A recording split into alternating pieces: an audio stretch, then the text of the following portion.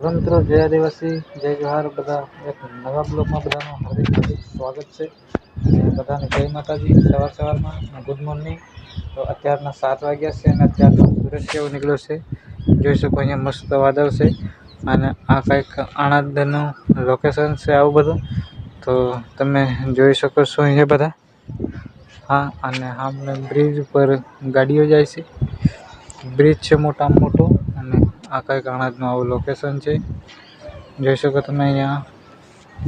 તો તમે આણંદના હોય તો કમેન્ટ કરી અને સબસ્ક્રાઈબ કરી નાખજો ફટાફટ. તો અમને બી ખબર પડે કે અમારો બ્લોગ આણંદના બી લોકો જોવે છે. તો અહીંયાનું કંઈક આવું મકાન છે જોઈ શકો તમે અહીંયા.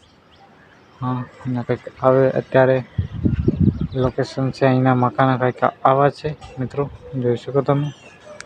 અને આ લોકોને વધારે મકાનો ઉપર સોલર વધારે હોય છે.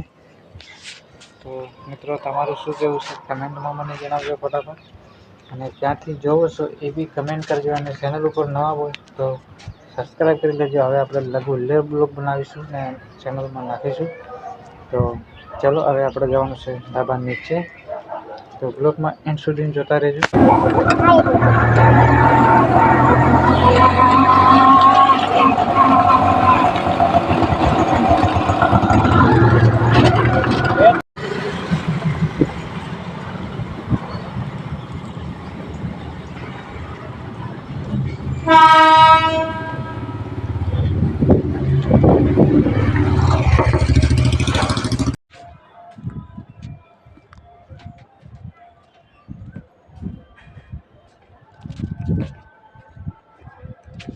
તો મિત્રો, આપણે ખાવાનો ટાઈમ થઈ ગયો હતો. તો ખાવા ખાઈ લીધું છે અને ખાઈને આપણે ધાબા ઉપર ચડી જશે આરામ કરવા. તો મેં વિચાર્યું થોડો વિડીયો શૂટિંગ કરી લઈએ બ્લોગ. તો જોઈ શકો આ બાજુ કંઈક આવો નજારો છે આ બાજુનો આણંદનો. અને આપણે આ પ્લાસ્ટર કર્યું છે. આ અહીં આણંદમાં સોના ફિનિશિંગ કરવું પડે.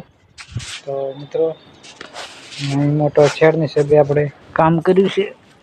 આ દિવાલનું થોડું ચેડમેન છે. તો કાંઈ નહીં, આપણે ખાઈને આરામ કરીએ છીએ હવે. અને આ આણંદની અંદરમાં આ સોલાર ફ્લેટ લગાડે છે. તો જોઈ શકો તમે આણંદની અંદરમાં. તો મિત્રો, આપણે કામ ઉપરથી છૂટીને આવી ગયા છીએ અને હવે આપણે રૂમ ઉપર જવા. રૂમ આપણો આવી બી આના મકાનની પાછળવાળું મકાન છે. તો અત્યારે લગભગ 6:30 જેવા વાગ્યા છે અને જોઈ શકો કંઈક આવો માહોલ છે. અત્યારે બારિશ બી આવવાનો છે, વરસાદ. તો ચાલો, આપણે બોલો આટલો. જય આદિવાસી, જય જોહાર.